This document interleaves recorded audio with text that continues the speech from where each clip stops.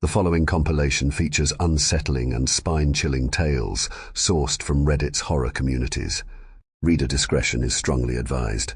These narratives may contain graphic descriptions, psychological distress, and themes that could unsettle sensitive individuals. Proceed with caution, as immersion into these eerie stories may provoke fear, unease, and sleep disturbances.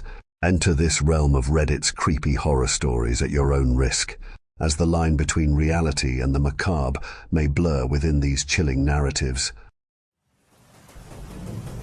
Story 1. There is a leak in my apartment ceiling, and I think it's hiding a portal to hell. I hear the dripping again. The constant drip, drip, drip of water. I blink my eyes open and try to focus to make sure I'm not in another nightmare. It sounds like another leak. This one might be the last time I will hear it before the horrible conclusion to this ordeal. The last time hearing that telltale noise, before the true nature of that loathsome portal is revealed, and whatever hideous dimension hiding on the other side breaks through completely. The sound is growing louder. Each drop has an exaggerated tone. It sounds like small explosions, all trying to collapse the ceiling and engulf me in the dark abyss that I have already once been forced to endure. I just can't believe this could really be happening. It just can't. It swallowed people up. The portal behind that damn leak. I don't know what to do. Just a short while ago, my only problem would have been the water damage to my belongings. Indeed, such a mundane problem as a leak in the ceiling would just be a minor issue. Nothing to fear except the repair bill, yet I'm afraid it is a bit beyond that now. I shouldn't have waited this long, I should have just left. Yet where could I have gone? Maybe I should have paid more attention to who I was talking to and what they were saying. All too late now, I suppose. I have been living in this apartment for close to 6 months. I had moved into this dingy complex, to a small studio apartment after I lost my job, and had to find a part-time position at significantly less pay. I tried to stay optimistic, but even before the terrible reality of what I was stepping into was clear, I was still on hard times. I could barely afford this decrepit room as it was, and I had no family or friends to speak of that I might be able to move in with, so my options were essentially non-existent. Considering the dire situation, I found the cheapest accommodation I could, and what I found was my home and hell for the last 6 months. Number 316 at the Greenfield Heights apartment complex. The amenities included paper-thin walls to hear all the drug deals gone wrong, domestic violence and constant sirens of emergency vehicles blaring from all sorts of incidents, topped off with a nice turn-down service of package and mail theft to boot. All of these problems, though, feel small compared to the true horror of what the place had in store for me. No, it wasn't exactly a paradise, but I had to find the cheapest place I could. I was barely making a fraction of what I was before at my old job, and I needed somewhere to get back on my feet.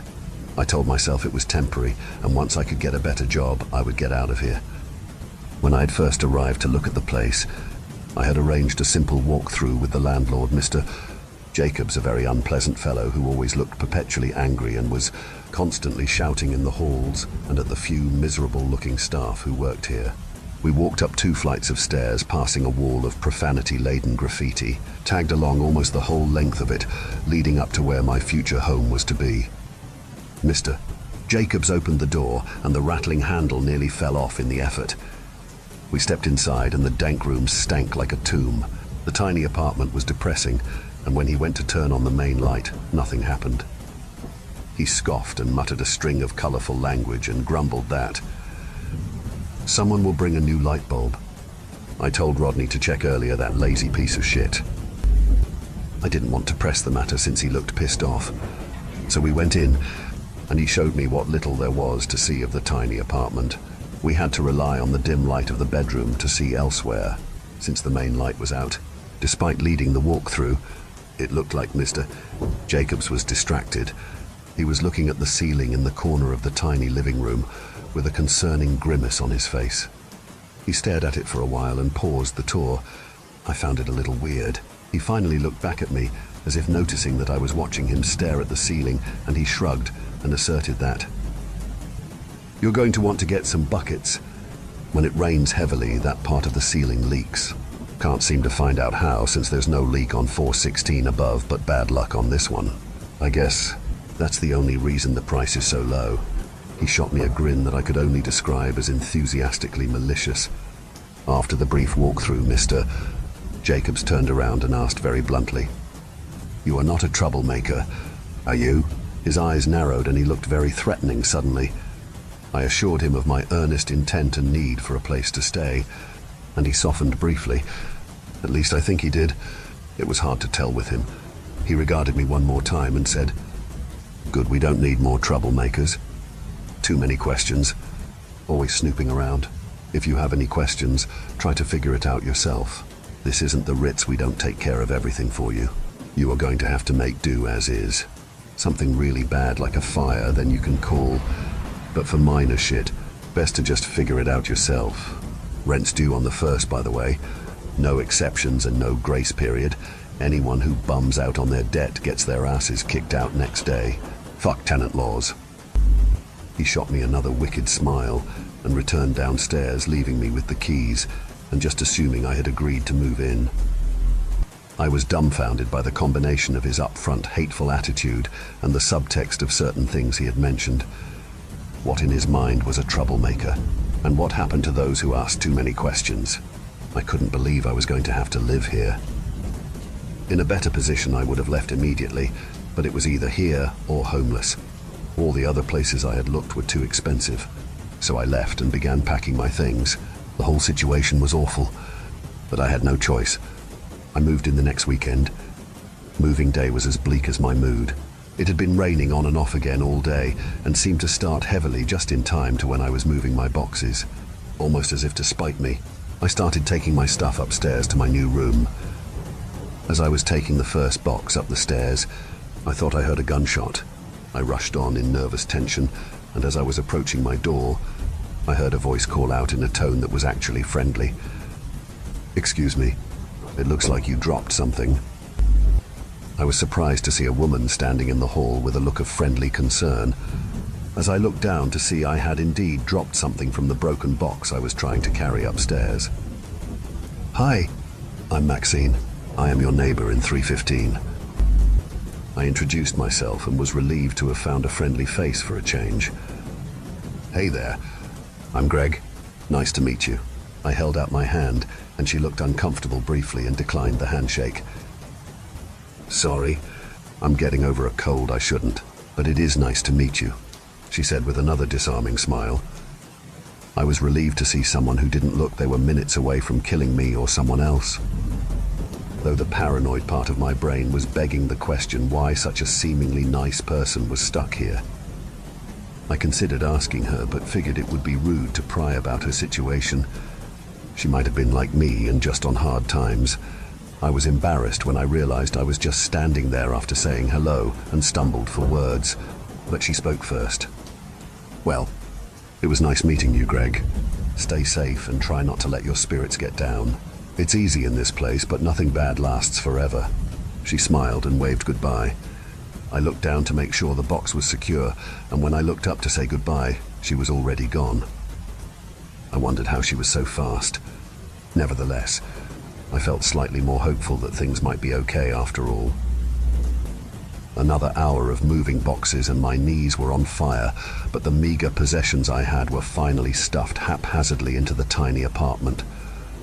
I was dead tired, but it was only 4 p.m. I figured I had earned a nap though, and went into the tiny closet that was supposedly a bedroom. No furniture fit besides my old mattress that took up the entirety of the space. I laid down and started drifting off. The peaceful sound of rain started to get heavier, and then I heard a new sound which woke me from my doze. A tiny dripping sound coming from the main room. I remembered what Mr. Jacobs had said about heavy rain and a leak, and I got up quickly to make sure the water was not landing on all my boxes and getting everything wet. I looked up in the corner of the room, and sure enough, there was a steady dripping onto one of the boxes below. I poked around and found the dishes box and took out a few pieces of Tupperware and a bowl and set one underneath the leak. I thought for a moment about calling Mr.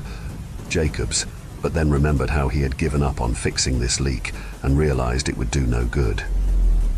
I turned around to go back to bed when I heard an odd tearing sound like wallpaper being stretched to breaking point. When I turned around, there was nothing there. I figured it was just my nerves and I went back to bed.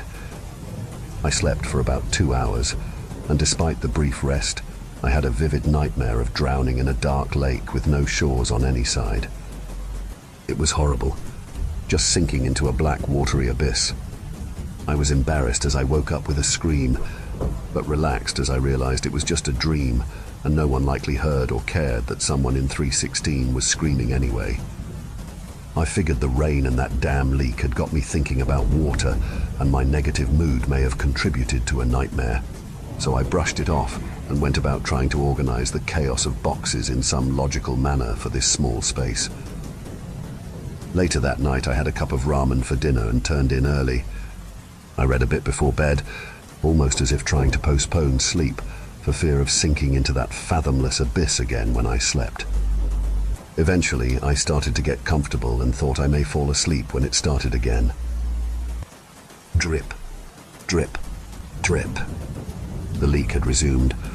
It sounded faster than before, and I thought it was strange that I could hear it so vividly. I got up to see if maybe it had overflowed or something, and I was not prepared for what I saw. The ceiling where the leak was had an odd lambent light near the center, kind of like a black light. It seemed to be pulsing in time with the drops of water. There was an odd type of density in the air too, like it was too heavy and thick. It was maddeningly humid as well, despite the cold atmosphere of the room and outside. I was confused and kind of scared by the bizarre display. I just kept thinking to myself, it is only temporary. As soon as I can leave, I will. I can make it through anything short term. I took a step further into the living room and noticed a wet spot on the floor. There is no way it could be all the way over here. The bowl on the floor was not even full yet. I suspected a leak might also be over in this spot now. So I looked up and screamed out loud. There was what looked like a face pressing through the ceiling with drops of water seeping from the thing's mouth.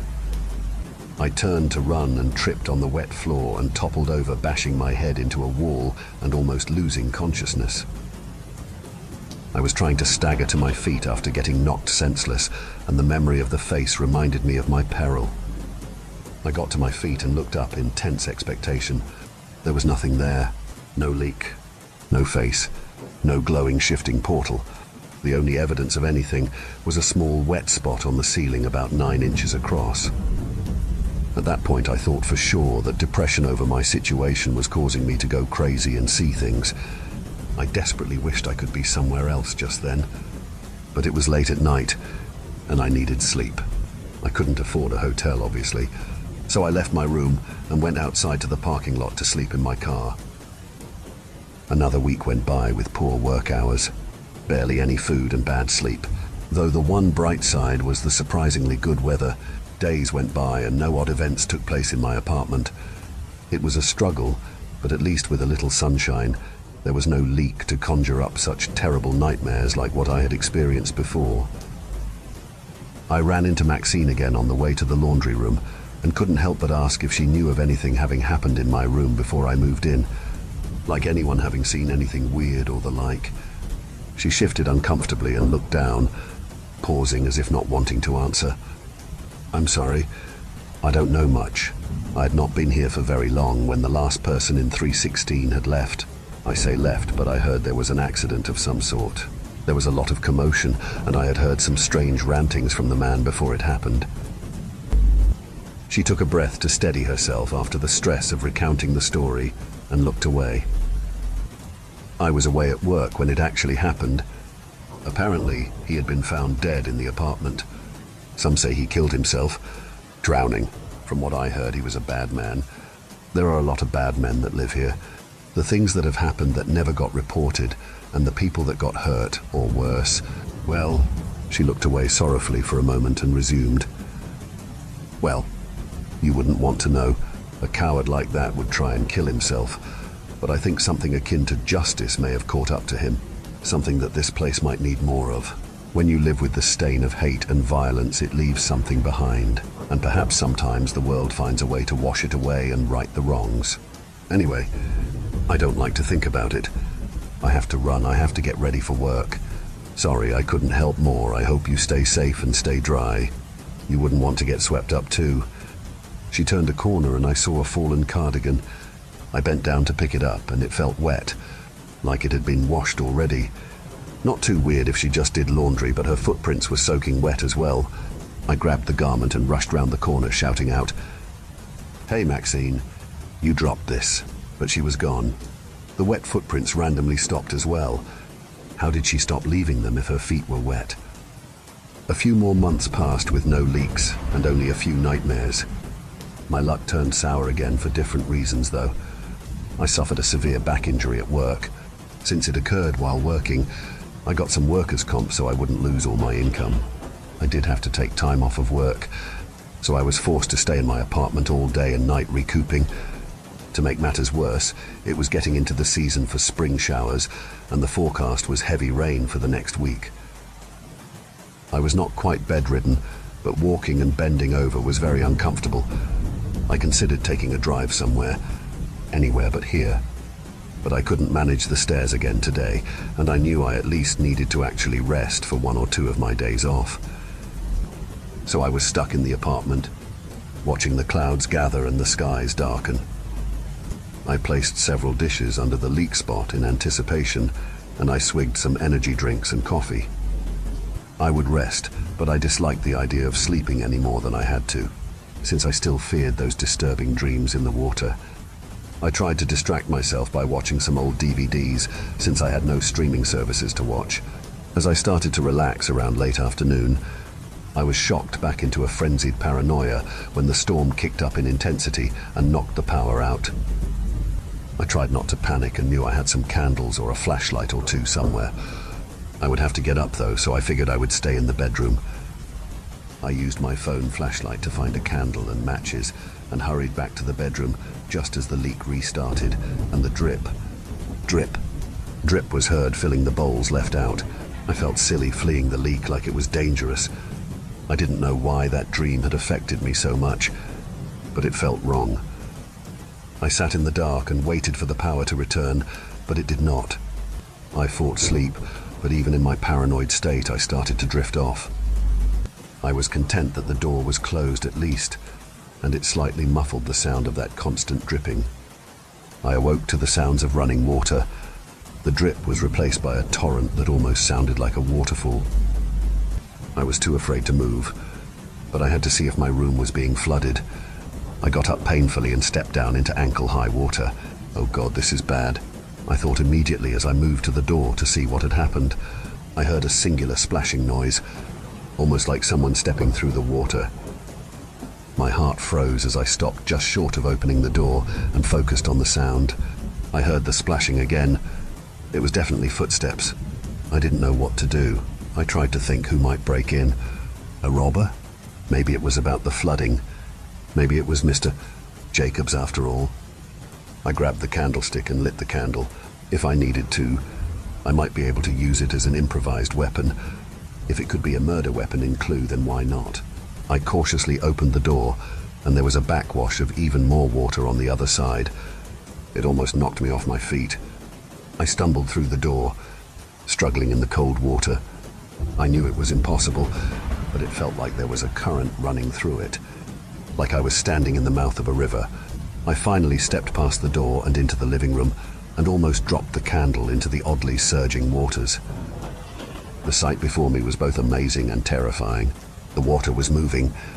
It was flowing into a whirlpool that was at the center of the room, but as it neared the center, it inverted and seemed to be spiraling out from the ceiling rather than the pooled water on the floor, in a sight that blatantly disregarded all laws of gravity.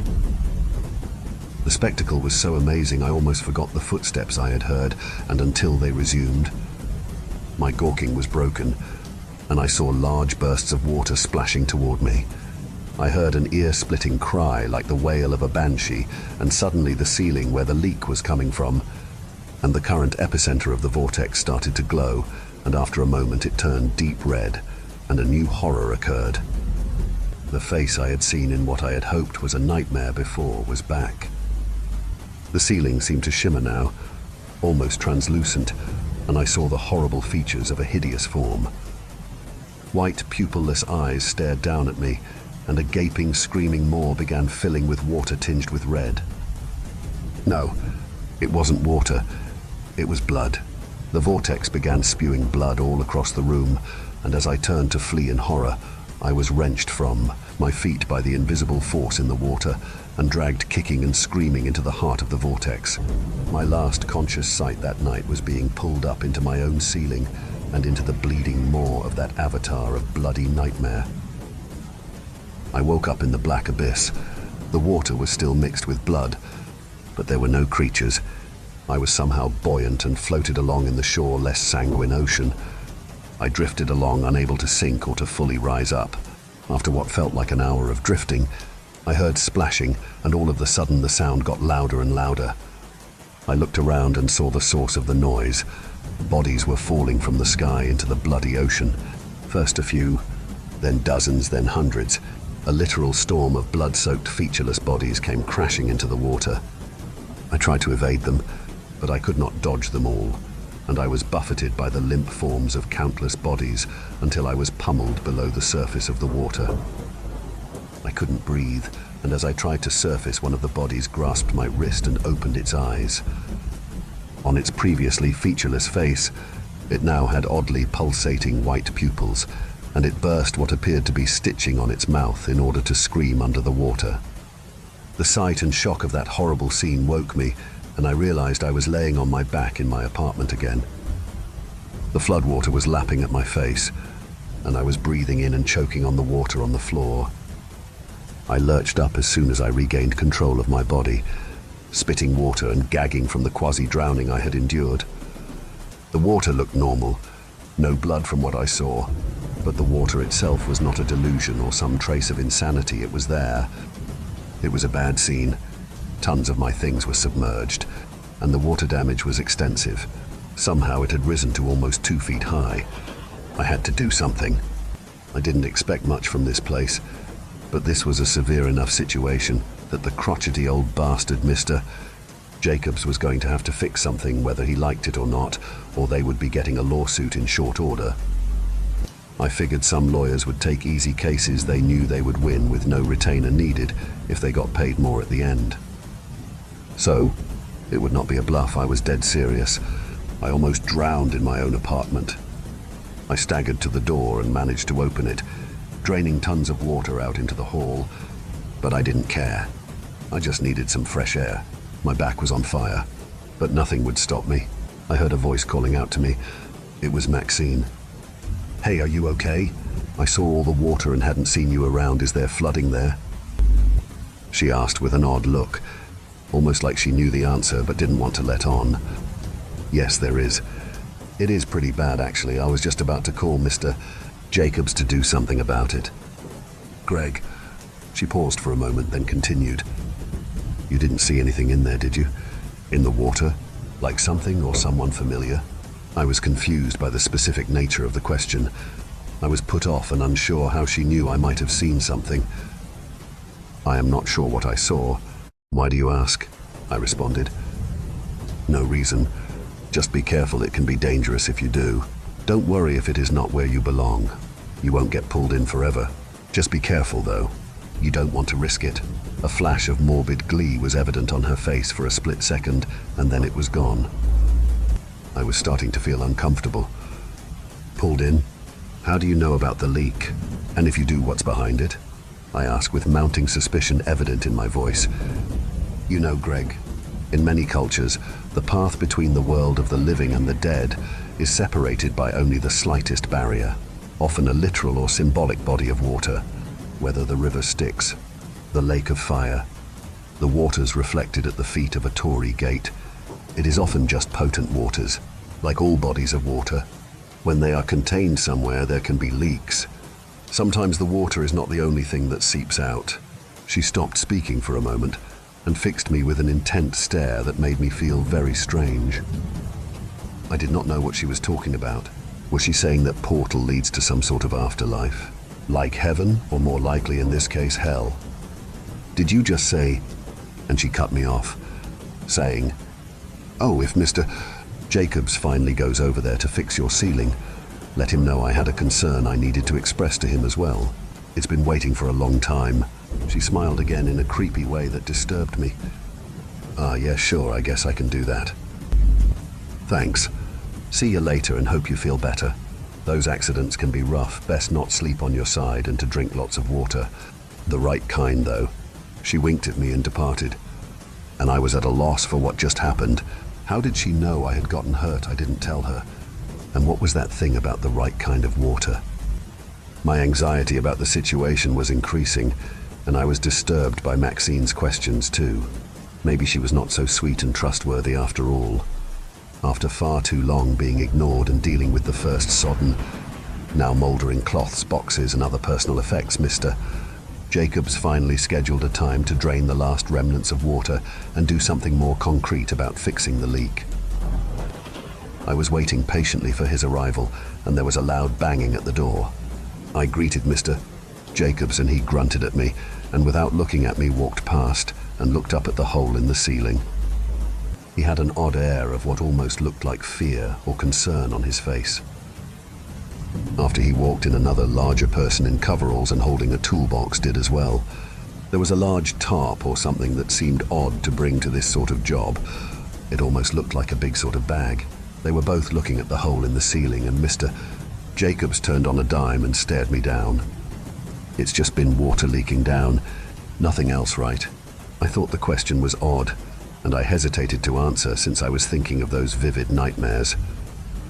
I think he may have noticed that because his face sank, and he glowered at me, looking significantly angrier and more dangerous than before. Before I could answer, he shouted at me. What did you see? Did something come out of the hole? Was it a person? He looked manic and deranged, and I looked at the other man in the coveralls, and he stood silent, holding a sledgehammer that had appeared in his hand and watching the confrontation unfold. I don't know, I just saw the leak. What is going on? What do you think I saw? My neighbor asked me the same thing earlier. Mr. Jacob's eyes narrowed. What neighbor? I haven't had tenants in 315 or 317 in over a year. I was confused. Maybe I had heard Maxine's apartment number wrong, but how could she be my neighbor if she was not in one of those? This must be some kind of mix-up, I figured. My neighbor Maxine, she said she lives in 315. I just saw her the other day and she asked if I had seen something as well. At the mention of the name Mr. Jacob's face turned white. You said her name was Maxine? She said that? You saw her? He was screaming at me, asking more questions about Maxine like she was on America's Most Wanted. What does she have to do with this? I don't know what the hell is going on, I admitted. Ignoring my question, Mr. Jacobs began pacing and holding his hand to his head. The man in coveralls spoke for the first time. Jack, we have to go. Let's find the body while the leak and portal are still here and dispose of the loose end. I gasped at the admission of both a body and that I was apparently a loose end to some sort of crime. I fucking know. All right, make it quick. We are going to have to do two, so let's go before more people start coming home and we risk someone hearing. I fell back against the wall in shock as the large man hefted the sledgehammer and started stomping toward me. I was unarmed and injured. I didn't know what I could do, but suddenly the lights went out again. The door slammed shut, and as the three of us stood there in stunned silence, a slow drip began to trickle from the ceiling. Each drop splashing off of the low-standing pool of water. The large man went to the door and tried to open it, but to no avail. Jack, what is going on? The man shouted to Mr.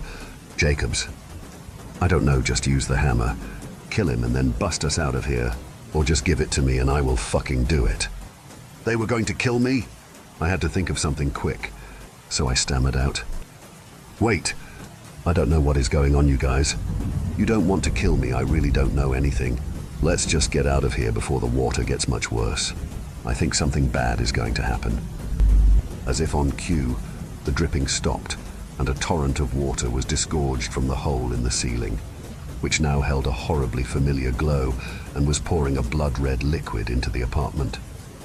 There was a giggle followed by a blood-curdling screech, and the man in the coveralls with the hammer, was wrenched up off his feet and dragged kicking and screaming into the water. Mr. Jacobs and I both watched as his entire head was forced under the water by some unseen force. The man was being drowned, and as he looked like he might kick up, a splash of water landed next to him, revealing a brief outline of a female form. The eyes were white, and it had a horrible smile on its face.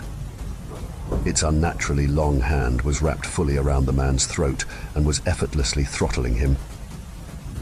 Mr. Jacobs saw something or someone he recognized in the violent mist and started sobbing and begging for mercy. "I didn't mean to. Please, it was an accident. I would have been locked up. I couldn't lose everything. I had to." I sat in stark terror as the falling water from the ceiling became a storm. The millions of droplets highlighted the attacker. Her form was terrible yet oddly mesmerizing. She strolled along towards Mr. Jacobs, who was grasping at the door handle and tugging uselessly at it. He reached for the hammer when he was pulled toward the figure by a moving tendril of bloody water. "Just a little bath, Jack, that's all, it won't hurt." "Much." He tried to scream, but his head was submerged in the bloody water.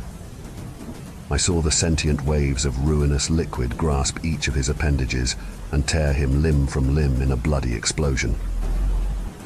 I screamed and stumbled away, wading through the water into my bedroom, and desperately pulled on the window to escape that way. I heard splashing footsteps and a soft, pretty tune being sung by an ethereal voice. Then I heard a giant crash and saw a portion of wall collapse along with more of the ceiling, and the sight before my eyes almost drove me insane. There was a vortex of bloody water sucking the maimed bodies of those men into the hellish portal where the leak originated, and at the center was the bloody figure smiling at me and waving a hand as I finally got the window to budge and fall out. I stepped outside and tried to descend the fire escape, but the surface was too slippery, and I fell. I screamed and plummeted down and thought I would land on my head and die. Yet as I fell, my descent slowed, and to my shock and horror, I realized the rainwater was mixing with the water from my apartment flowing out of the window, and I was being pulled back up into my room. I tried to scream, but I felt water fill my mouth. At some point in the nightmare ride, I blacked out again. That was the last thing I remembered before I found myself here again. As I listened to the leak once more, I wonder if it could have all been a bad dream. The water, the leak, the portal, it is all too much. It couldn't have been real. I will go into my dingy living room and see the water dripping into the bowl and realize it was all just a terrible dream. Yet when I sit up, I notice an odd breeze, and when my eyes focus in the dark, I see lights in the sky. The ceiling is gone. I don't know what is going on here, but I know I have to get out of here now. I hear splashing footsteps again over the ever-present dripping and see in the sky now the light of the monstrous portal opening in the very clouds above. It is too much. I leap from the fire escape again. Somehow in my mad haste I survive descending the fire escape, and I sit here now writing this impossible story in my car that I have been living in nearly a week after the fact. I heard on the news the reports of a structural collapse at my apartment and the landlord being unavailable for questioning, presumed missing along with another man who worked at the apartment as a special contractor. I thought about Mr. Jacobs and the man in the coveralls and shuddered when I remembered them being drawn into that unholy portal in the ceiling. Apparently, it had not been the only disappearance in the building either. Around a year ago, there was a missing persons report for a Maxine Valoroso. I remember how Mr. Jacobs reacted to her name, and it made me wonder what really happened here before I moved in. I don't know who or what Maxine was. Maybe she was the same person in the report, changed somehow. Best I can guess, Mr. Jacobs had known something about her disappearance. Maybe he had killed her and somehow she came back for revenge. She mentioned the water washing away people's violent lives, and I shuddered when I considered her smile when talking about the last person in 316 and the overdue message she had to send to Mr. Jacobs. I didn't know if she was a ghost, a demon, or what. I also don't know the extent of her reach or if she is satisfied with just those men, and who knows how many others she had washed away from that room with that dread portal. I suppose it doesn't matter to me anymore. I am never going back there. I gave all my belongings up for lost, and the building was condemned anyway after the landlord disappeared and the ceiling collapsed in several sections of the building. I think there are terrible things they will discover if they ever really investigate the building. Perhaps they will find bodies. Perhaps the bodies are all gone, sucked into that watery abyss, that eldritch gate to hell whose opening started with a simple leak. If something like that can happen, I just don't know. I don't know if anyone is safe anymore. Story 2. Manhunt. Rock, paper, scissors to see who hides first, Sean said with as much assertiveness a 12-year-old can muster. Best 2 out of 3. I know how to play the stupid game, I said, not so subtly showing just how annoying I thought Sean was. He was 2 years older than me, and made a habit of reminding me of that fact whenever the opportunity arrived, especially in front of our mother. We had played rock, paper, scissors enough times for me to know Sean's opening move. I won the first round. He won the second. We tied a few times, until I finally won the last round. We'll hide first. Let's play big boundaries tonight. No way. There aren't enough people to play big boundaries. Let's just do normal boundaries, Sean rebuked, apprehensive about the idea of extending the boundaries. What are you, chicken? I mocked, placing my fists on my hips and flapping my arms back and forth. I told you to stop doing that. We're doing normal boundaries. I'm the oldest. What I say goes. He stomped his foot on the ground as his words crescendoed into a scream on the final word that left his lips. I rolled my eyes. Chicken, I mumbled under my breath. Whatever. You, Tommy and Cam all count to 60, and no looking either. We ran off before Sean could protest my mumbling. I looked back behind me to see they had all turned around facing Tommy's bright yellow house in the center of the street. The neighborhood we lived in was shaped like a T, with Tommy's house being in the center of the top portion of the T. The top of the T was known as Cushing Saint. On the left side was a well-lit main road, and on the right was a side street that ran parallel to the main road. The long portion of the T was Park Ave, and was a dead-end street. However, at the end of it was a set of concrete steps that led down towards the parking lot of a convenience store. Cozy 2-story, coastal New England-style homes lined both streets, each with large backyards, none of which were explicitly off-limits to us. However, there was one yard that nobody ever went to. One of the houses on Park Ave was implicitly off-limits. It was by far the biggest house on the street, and it was split off into 2 sections. The first section was the main house, which was situated atop a small hill that looked over the rest of the neighborhood. And the second portion was an in-law suite that was situated on the same level as the street. The windows had newspaper plastered onto them from the inside, making it impossible to see into or out of the house. The whole house was a faded shade of baby blue, with a black shingled roof that had missing shingles scattered about. The sides of the house were speckled with caked-on dirt, and yellow water stains lined portions of the siding of the house. The yard was off to the side of the house and was filled with grass that nearly consumed my 10-year-old body, reaching all the way up to my chest at some points, and in the center of the yard was a large pine tree that stood at the very least 20 feet tall. 30. Halfway there, Sean shouted out into the neighborhood. I eyed the tree, sprinted over to it, and climbed it as fast as I could. I tried not to think about all the rumors that surrounded the house. After all, this was the last Saturday of the summer before school started up again.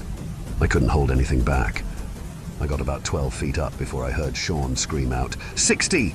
Ready or not, here we come! From then on, I stayed completely still and utterly silent. I was always good at hiding. I had to be. I wasn't the fastest kid, and I didn't have the same stamina the rest of the kids in the neighborhood did. Sean was always faster than me. Tommy and Cam were only a year older than I was, but they had infinitely more stamina than I did. But in order to try and catch me, they had to find me first. My team had Patrick and Luke, Patrick was good at hiding, but not as good as me, and Luke was the only kid who could beat Sean in a race. And that angered Sean to no end. The two of them were always racing each other from one end of Park Ave and back, and Sean never once came within 10 feet of victory. It was no competition for Luke, and I always made sure I had him on my team. From outside the tree, I was nearly invisible, but I could see everything. I spotted Luke's hiding spot almost immediately. He was laying down in the mulch behind a small shed situated in the backyard across from me. The backyard he was in was enclosed by a 6-foot-tall wooden fence along the street, and a smaller 4-foot-tall fence that bordered the neighboring backyard. A small section of chain-linked fence acted as a gate into the backyard. I watched Cam walk down Park Ave, towards the dead end. His head was on a swivel, scanning every nook and cranny that he could think to look in. Sean followed behind Cam, around 30 feet back, except he went into the backyard. I heard the chain-linked fence rattle as it opened and shut, and from Luke's reaction, so did he. "Hey, check that yard. I've got this one," Sean ordered Cam. He nodded and did as he was told. My eyes darted over to Luke. I watched as he got up, jumped the 4-foot fence and sprinted past Cam. Cam gave chase and shouted out for Sean's help. Sean followed, jumping over the same fence Luke did. Over the next 10 minutes, I listened to Sean, Cam, and eventually Tommy coordinate their efforts to catch Luke. He was escorted by his captors to Tommy's front steps, where he was to stay until the rest of us were found, or until either Patrick or myself freed him from jail.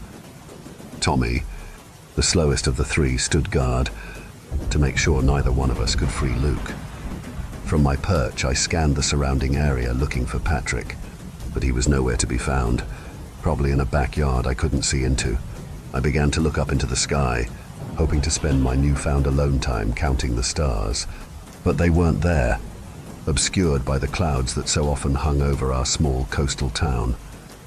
With nowhere else to look, I began to look at the house. When I was younger, Sean teased me with stories about the house, how there was a witch who lived there. He'd say, "You better listen to me when Mom isn't around, or else the witch next door will come and grab you and eat you." Whenever Mom wasn't around, he would grab the milk carton from the fridge and show me the missing kid on the back, point towards the house, and tell me that those kids were stuck in that house. The witch was taking the kids for the sole purpose of eating them. I looked away from the house. Sean always lied, and besides, only babies believed in the witch, and I wasn't a baby, not anymore. I continued scanning the area. I looked back over to Tommy's front steps. Luke was still stuck in jail and Tommy still stood guard. I heard footsteps slamming down against the asphalt. Tommy shot his eyes to his right, looking towards the sound of footsteps. He got low and spread his arms out, making himself as big as possible. Quickly, another set of footsteps bounded across the asphalt, much faster than the first set. 1, 2, 3 manhunt, Sean screamed out, letting out an exasperated sigh. He proudly escorted a defeated Patrick to join Luke on Tommy's front steps. Tommy, Cam and Sean gathered around and moved to the intersection of Cushing St. and Park Ave. Sean crafted their game plan, and he was far from quiet. "Cam, you start walking down Park Ave. Tommy, stay here at the intersection and keep a lookout, and make sure he doesn't free Luke and Patrick. I'll check each backyard on Cushing Street. We'll meet back here in 10 minutes if we haven't found him." With that, they all followed their assignments. I watched Cam pace up and down the street, and I couldn't help but silently chuckle to myself as he searched all my typical spots, underneath decks, in overturned trash cans, but at no point did he ever look up in my direction. I couldn't see Sean, except for when he passed by Tommy's house during his search, but besting him in this game always brought a smile to my face. Suddenly, that feeling of triumph and superiority came crashing down as I felt my stomach drop and my grip on the tree branch weaken. I'd been watching Tommy, Cam, and Sean, but the thought of somebody watching me hadn't crossed my mind, not until my peripheral vision caught something truly chilling. In one of the windows facing me, through a series of pine needles, I could see a corner of the newspaper had been ripped off. and in its place was now a smile, an unnatural, crooked smile. The lips were uneven. They stretched across the face at different intervals, creating a slant. The teeth were yellow, and they each folded over each other, as though there wasn't enough space for all of them inside of the mouth. The top two front teeth protruded out in front of the lips, not too dissimilar to a rabbit. The smile vanished just as quickly as it had appeared, and in its place was the quick flash of light illuminating the whole side yard. But it was centered around the tree, centered around me. No, that couldn't be right. There was no way. I was seeing things. I had to be seeing things. My mom always told me I had a wild imagination. There was no way for a light to have flashed. There was no way for me to see a disembodied smile. I closed my eyes tight and violently forced them open again. The newspaper was still ripped off of the corner. I looked away. Although the smile had vanished, I couldn't bring myself to look back at the house again. At least, not for a while. Sean always lied. There was no witch. Only babies believed in the witch, and I wasn't a baby. The flash had to be headlights somewhere around the neighborhood that just happened to hit the tree. Right? It was headlights, and that piece of newspaper was missing before. I just didn't notice it before then. That smile was just my imagination creating something out of pine needles in the tree. I had nothing to worry about. Cam. Sean, get over here! Tommy screamed out into the thick, humid air. His eyes locked dead onto the tree, and even though I knew he couldn't see me, his eyes were staring directly into my own. Cam and Sean arrived. Tommy pointed up at the tree. I think he's in there. I saw a flash of light come from the house, and I swear I saw an outline of a person in that tree. His finger trembled as it pointed up at me. That's crazy, Sean blurted out. He wouldn't go in that yard. He's too pussy. Then explained the flash, Sean. I don't know, Tommy. You're bored and you're seeing things. Don't bother us with anything stupid like that again. Come, keep looking down park. I'll keep going on Cushing. He's not clever. He's probably somewhere obvious we just haven't checked yet. Tommy was disheartened. He looked to his prisoners for affirmation, but found none. He continued standing his watch. But now, he didn't take his eyes off the tree that I was in. I was stuck there. I knew I had no shot of outrunning any of them, and so whether I liked my spot or not, I was in it for the long haul. I was mad at Sean, and I wanted him to give up. Prove him wrong. Show him that I wasn't some dumb kid. In that moment, more stalwart than ever, I tightened my grip on the branches. They weren't going to ever find me. Tommy had his suspicions, but there was no chance he'd come into the yard to try and prove them right. Cam and Sean didn't believe him. I could stay here indefinitely. I took a small bit of pride in that fact. My spot had worked out. The feeling of triumph brought a smile to my face. I had to restrain myself from laughing with how perfectly everything had worked out. My pride was overwhelming, and as I felt it rising, I learned a very hard lesson. What goes up must come down. I heard the distinct creak of hinges ridden with dirt, dust and grime, echo out into the darkness of the night. It came from the house. Any and all ambient light was now blocked out by my eyelids as fear washed over my body. The witch isn't real. Sean always lies. I'm not a pussy. These 3 sentences ran on a loop for what seemed like decades, but of course it was much closer to 30 seconds. I managed to open my eyes just enough to resemble something closer to a squint. I looked over at Tommy.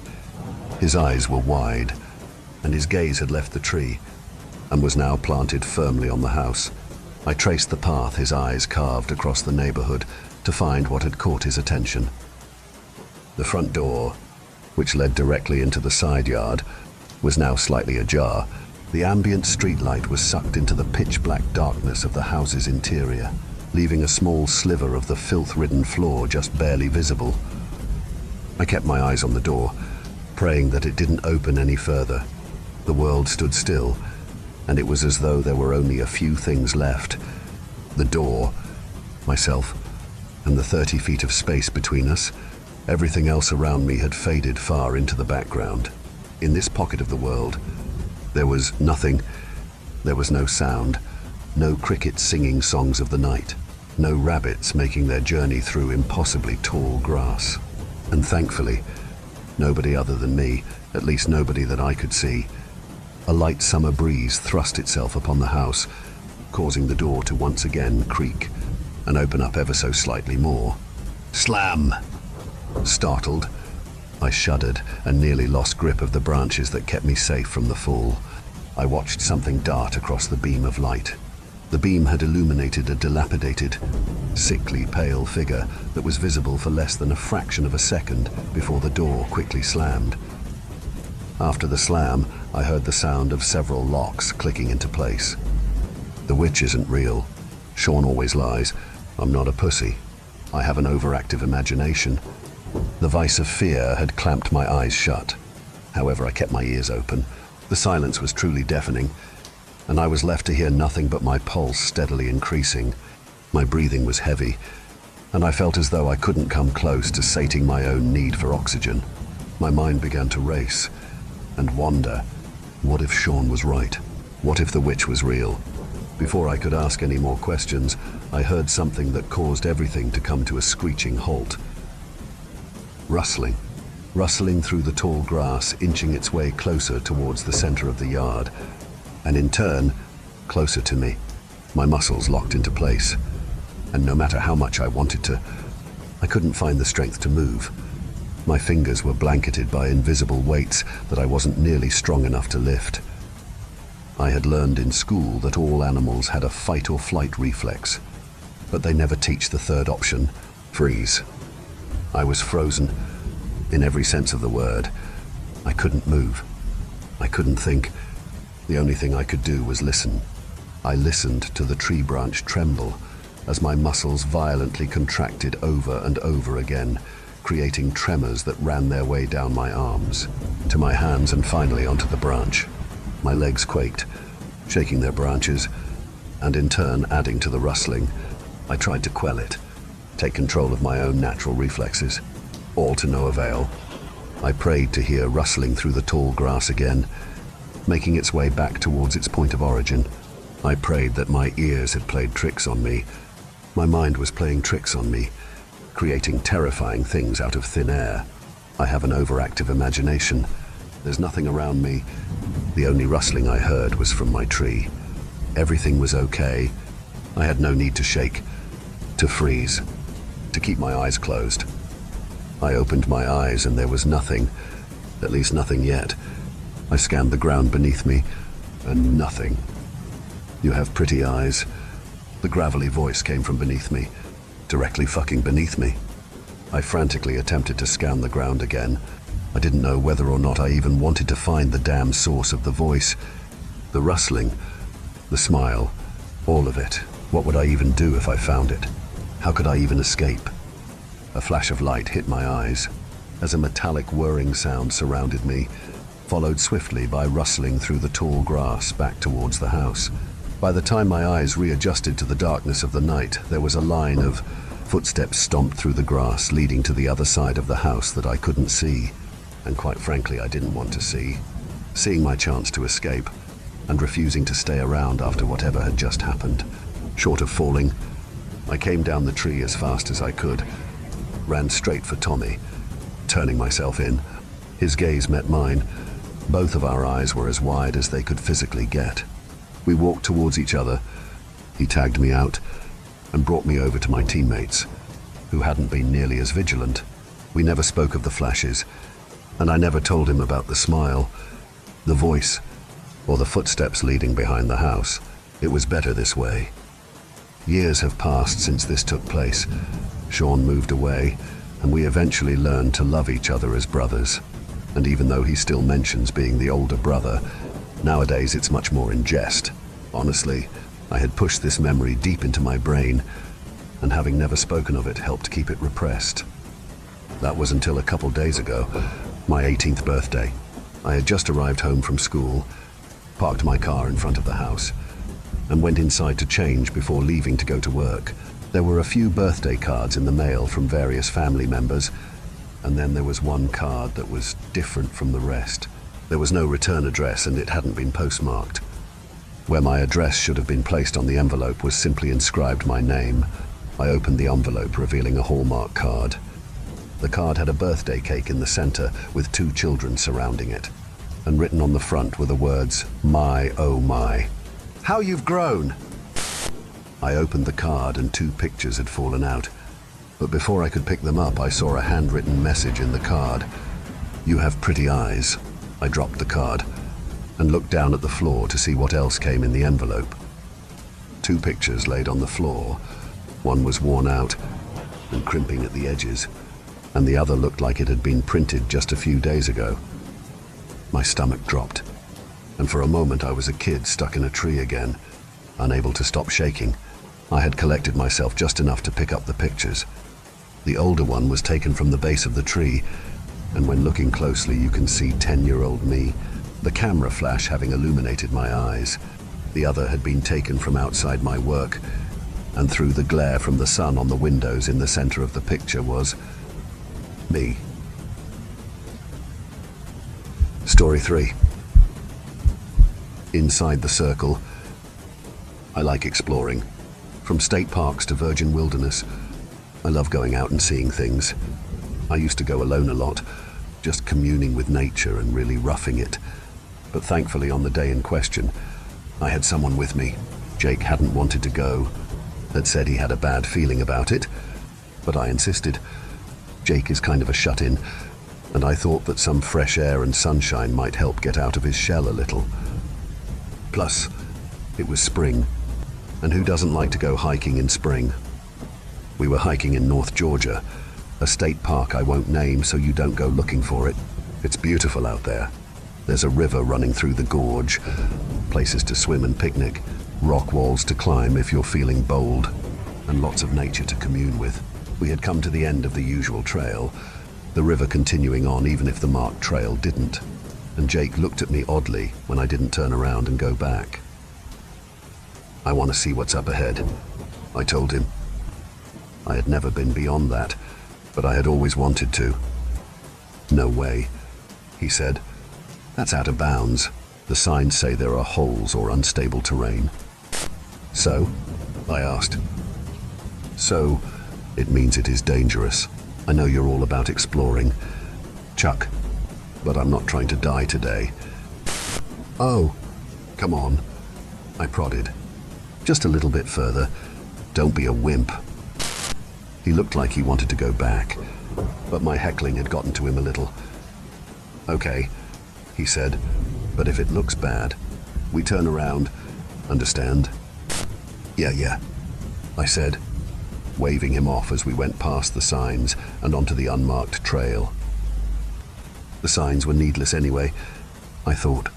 Georgia is swampy in some places, and sinkholes and subterranean caves aren't that uncommon. We'd just avoid the soft areas and we'd be fine. I had read online that there was a waterfall at the end of the trail, but I had never seen it. Some hikers said it was beautiful, and that it went all the way back up the cliff, which would be a pretty long drop for a waterfall. I wanted some pictures for my travel blog, and as we walked down the trail, I knew this was going to be a hike we'd both remember for years to come. I must not have been watching where I was going very closely, because all the warning I got was a little cracking sound before I was suddenly in free fall. I was watching the hole in the ceiling get smaller and smaller as I fell, and then everything went black for a little while.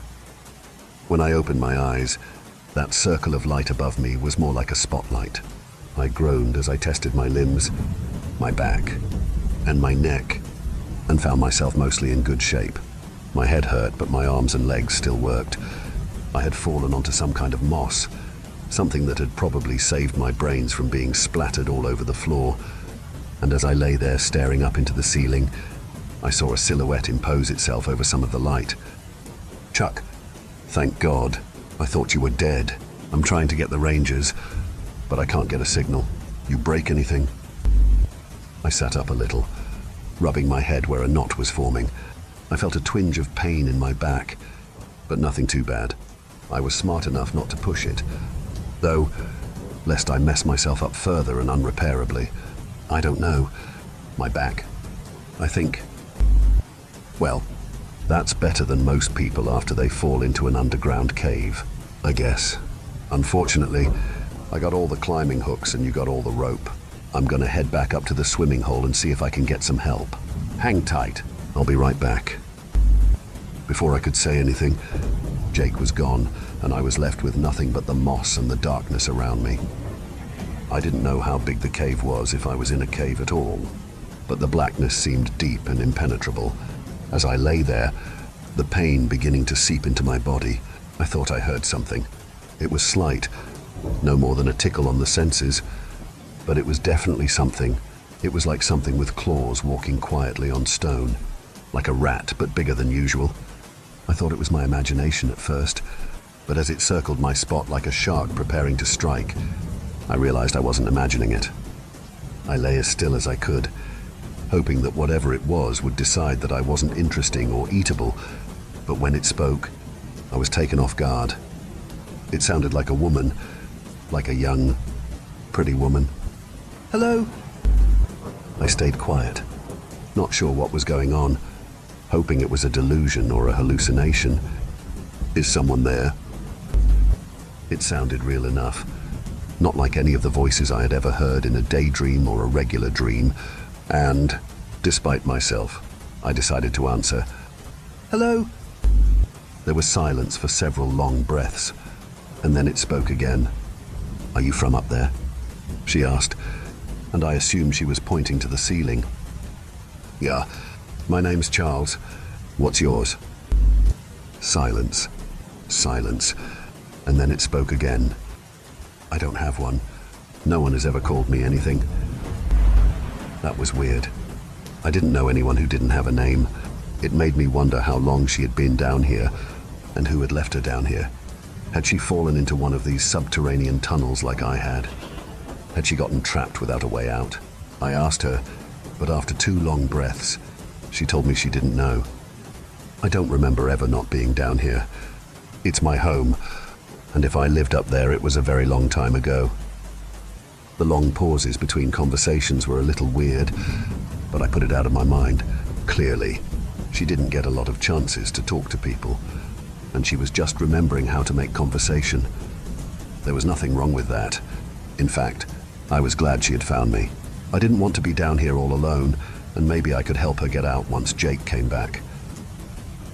"Why don't you come over here into the light?" I asked, patting the stone beside my moss bed. "That way I can see you." Silence. Silence. Then speech. "I don't really like the light," she confided. "It hurts my eyes and it burns my skin." That made sense, I thought. If she had been down here long enough, then she was probably kind of sensitive to the light. I remembered reading about people who live in the dark too long and go blind when they take them in the sun, and I felt foolish for asking. It was really more my sense of vanity anyway. The idea that I might be talking to some old hag had crossed my mind, but she sounded young and pretty, and I guess I just wanted a look. "Is there anyone down here with you?" I asked, hearing my throat click as I said it. My throat was dry, and when I reached behind me, I felt for my water bottle and realized it had rolled off in the fall. I was thirsty, and I didn't know how long Jake would be gone. "Hey, you don't see a clear bottle anywhere in there, do you? There's water in it and I'm very thirsty." Sitting in the sunbeam wasn't helping matters much, and I was too scared to move to go looking for my sunscreen. I wasn't in a lot of pain, but they said that neck and back injuries could be exacerbated if you moved.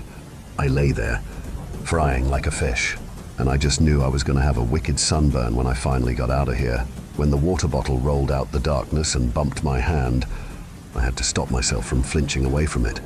I reached down, trying to move as little as possible, and as the water hit my throat, it was like pure honey. I splashed a little on my face, imagining I could hear the sizzle, and sighed in relief as I found some comfort from the heat. "Thank you," I said, looking at the darkness as if expecting to see someone peeking out at me. Silence. Silence. Then, "No problem. You're the first person I've had to talk to in a long time. I didn't want you to lose your voice." I smiled, glad to give her the comfort of a human voice. We talked a little. mostly involving me talking and her adding in things every now and again. I told her about hiking, about Jake, about the world above, and she seemed to enjoy my descriptions of things like TV and movies. For her part, she told me she had lived in the tunnels down here for a while, and that she could see in the dark pretty well. She ate whatever she found in the tunnels, and I wasn't the first person to fall in. That made me feel bad for her. None of them offered to get you out. You are the first one to be alive when you fell in. Some of them are alive for a little while, but they don't stay alive for long. No one comes for them, and they succumb to the fall. That gave me a chill. You mean they die? I asked. Silence. Silence. Then, yes. And no one comes for their bodies. Silence. Silence. Then, they do not find their bodies. I told you, Charles. I eat what I find in the caves. My mouth was dry again, but it had nothing to do with the heat. She had just admitted to being a cannibal, but I suppose one couldn't hold that against her either. She was trapped down here. Food was probably not plentiful. She had to survive the best way she could, but I couldn't understand how the park service didn't know people were going missing. How did they not collect the bodies before she got a chance to eat them? Did they just think people were lost in the park? I thought that maybe they should be a little more proactive, but then Jake's voice whispered in my head, like putting up a sign to stay off the dangerous trail. Were you... I tried to ask, but my tongue felt stuck to the roof of my mouth. Were you planning to eat me? Silence. Silence. Then... Yes, she said, not showing the slightest bit of hesitation. But you were alive and the sun was up. I usually don't find the bodies until after dark, so there's no sun to keep me away. That made me shudder. It isn't often you get to have a conversation with someone who's planning to have you for dinner. And if the sun had been down and I was still alive, I started, but I couldn't finish the thought. I didn't have to, though. Silence. Silence. Then, yes, she said. I was quiet, not sure how to answer, but she beat me to it again. I have to eat. Charles, all creatures must eat, and I am no exception. You don't feel weird about eating your own kind? I asked, trying to find the right words so she wouldn't be offended. Silence. Silence. Then, I do not eat my own kind. Charles, I eat people. My teeth chattered a little at that. Translation, she wasn't a person, which led my mind to ask the question I dare not voice. What was she? What was I down here with? Even if my back wasn't injured, even if I wasn't paralyzed, something I was pretty sure I wasn't, I still had no way to get out. I could no more jump 30 feet than I could have tossed Jake the rope, and I was at her mercy. It seemed she needn't wait until dusk, I thought, as I watched a cloud cruise across the mouth of the hole. If it started to rain, if it became overcast, even if some stray cloud covered my hole in shadows, it would be nothing for her to snatch me back into the darkness. It was a sobering realization to discover that your life was hanging so tenuously. Charles?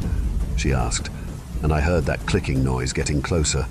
Charles, are you okay? I hadn't noticed until now, but her voice sounded artificial. It was like something approximating the sound of a voice, a speaker playing someone's voice from a video or something. It was a good copy, but I wanted to know what was making it. The longer I lay here, the less certain I was that she was a girl, and the more certain I was that I was talking to a monster. Charles? She said, and there was worry in her voice, as well as hunger. I'm here, darling, I said, making myself answer her. I was just wool gathering. I hit my head when I came down, and it made me feel a little woozy. The clicking came even closer to the circle of light, a circle that was, suddenly, not nearly wide enough. I do not know this word. Woozy.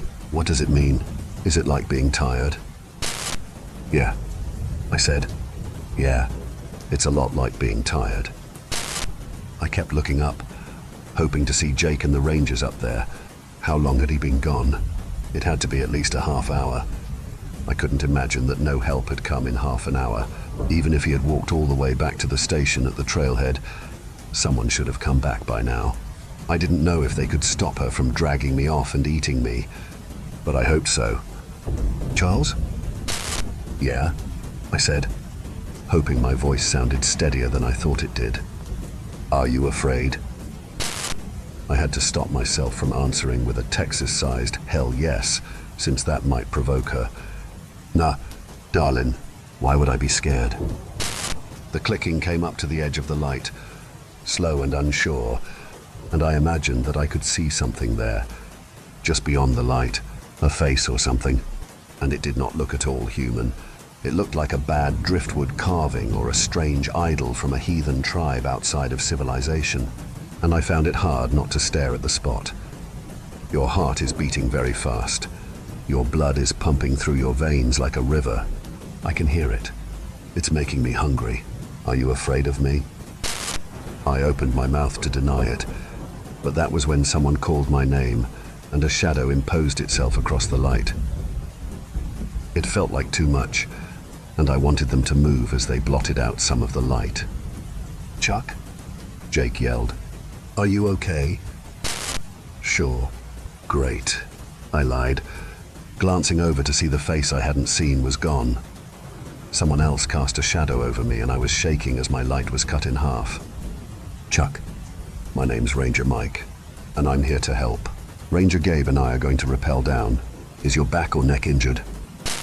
I don't think so, I yelled, listening for the clicking and the voice of the not woman. I think I just hit my head. Mike talked to someone up there and they concurred. We're going to drop some flares down so we don't get stuck. Close your eyes. Okay. I nodded, but there was no way in hell I was going to close my eyes with that thing around. It was strange how quickly she had become it, and how little I wanted to bring her back up with me now.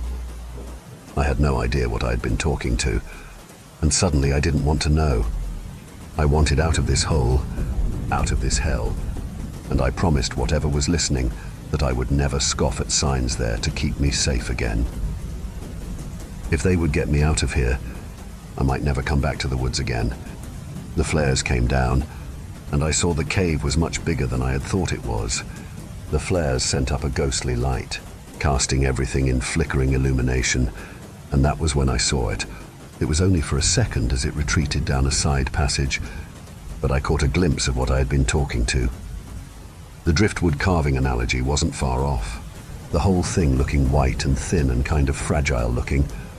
It walked around on these long, thin legs that looked like nothing so much as pure bone, and its eyes were set high up on its bony forehead. It looked at me almost apologetically as it left, but the two rangers who rappelled down never so much as glanced into the cave.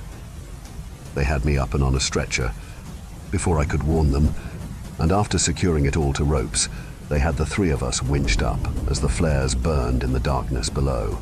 There were more rangers at the top, paramedics too, and as they got me topside, I was dragged to stable ground and checked out by the EMTs. They said the bruise on my head was nasty, but there probably wasn't any brain damage. My spine appeared fine, though they wouldn't know for sure until I had an EKG, and my neck felt okay too. Ultimately, they said I was very lucky, and I told them they didn't know the half of it. I'm in a hospital room now, waiting for my EKG, but I just wanted to get this down while it was fresh. I can't prove that it wasn't a hallucination. The ER doc said I was definitely concussed, but I think it was all real. I talked with something under the ground, something that would have eaten me if it hadn't been for the light encircling me. I was extremely lucky in a lot of ways, and I thank God I made it out with little more than cuts and bruises. When, if I hike again, I'll be paying attention to the signs from now on. You never know what you might find just below the surface. Thank you for venturing into the darkness with us.